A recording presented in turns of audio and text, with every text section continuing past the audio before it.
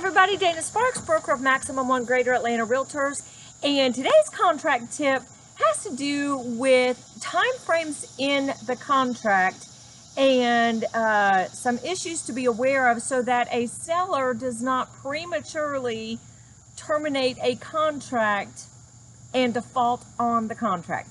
So, in general, the time frames, unless there is a specific time frame in the contract, then the time frame goes through, the party has that, the time frame through 11:59 p.m. at night. And in the RE forms contract, it is specifically spelled out. So for example, in the RE forms purchase and sale agreement, RE 100, when it talks about the contingencies, it specifically says, for example, buyer's general right to terminate. This contingency shall expire at 11:59 p.m. on the day that is blank number of days from the acceptance date. Appraisal contingency. This contingency shall expire at 11:59 p.m. on the day that is blank number of days after the acceptance date, so forth and so on. So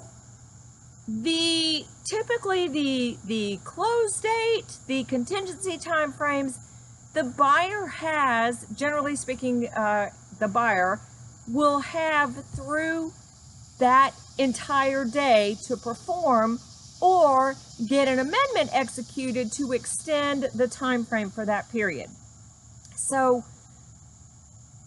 one of the issues for a seller to be cognizant of is, did the buyer perform, or does the seller have the right to go on to offer the property to another buyer or accept another contract?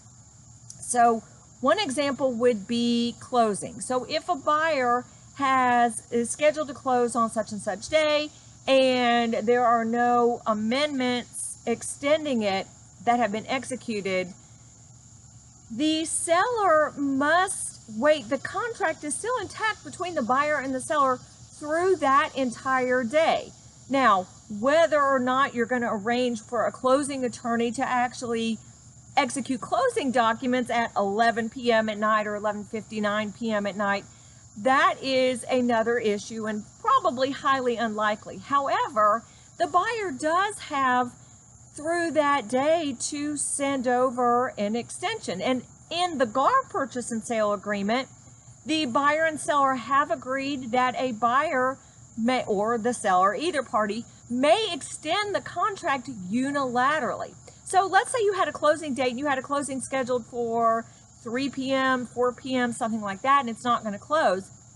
Well, a seller cannot send over a termination and release agreement that day in order to go on with another contract, because the buyer still has through 11:59 p.m. at night to potentially extend it by an amendment if the parties agree to that, or with a unilateral extension.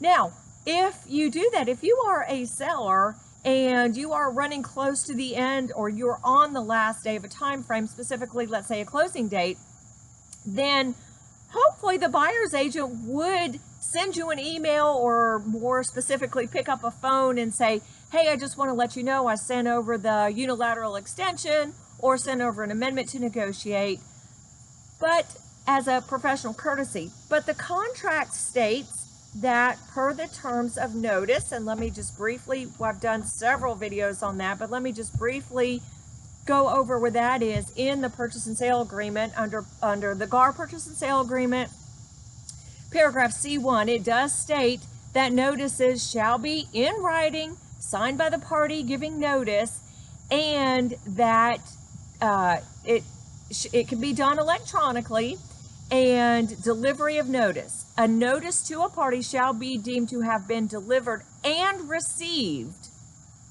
in the case of electronically, on the date and time the written notice is electronically sent to an email address or fax number herein, meaning on the purchase and sale agreement.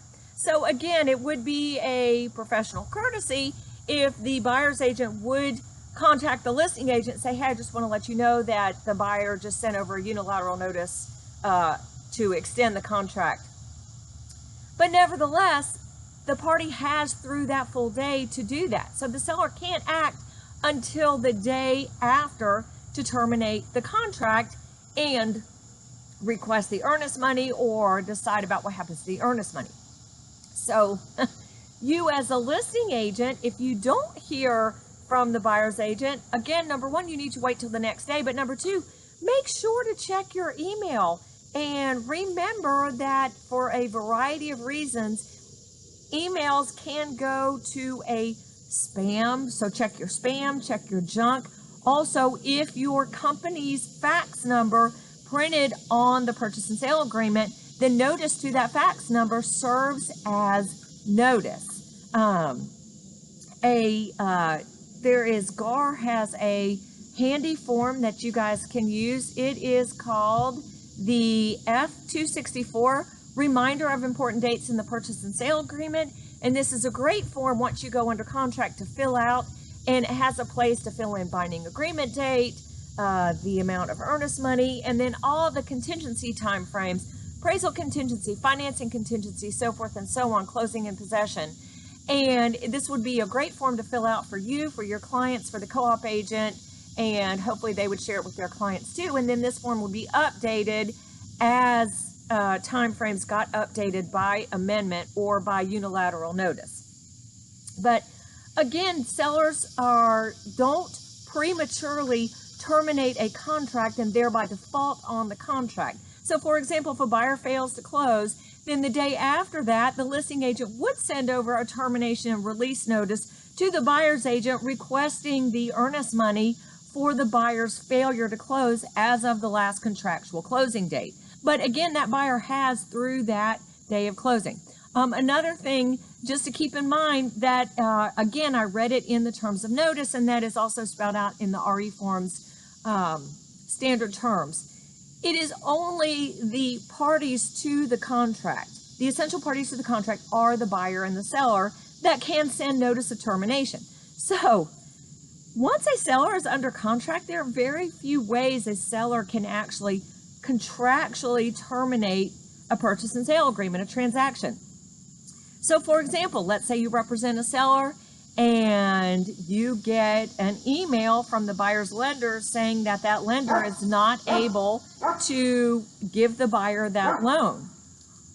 Well, that email from a lender, that's not a termination. That's not a reason or contractual right for a seller to terminate a contract. That doesn't even constitute a default on behalf of the buyer, because, so again, the seller can't terminate a contract upon receipt of an email, not a loan denial letter, not a termination, well, even with a loan denial letter, but as long as the buyer has not terminated that contract, the seller can't terminate a contract from information from a lender. The lender is not an essential party to the contract, number one.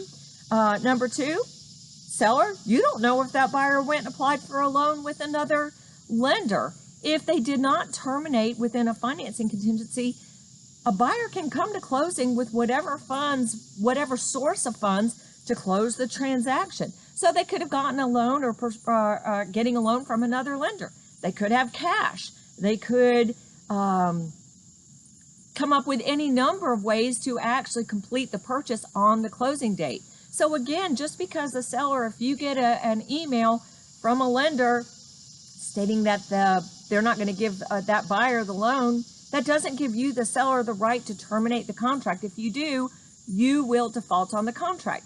So financing contingency is a buyer contingency. It's not a seller contingency.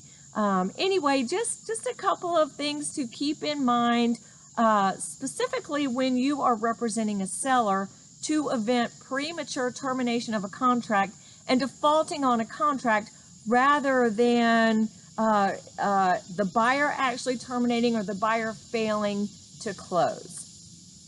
Hope this contract tip helps you out. Thank you so much for watching.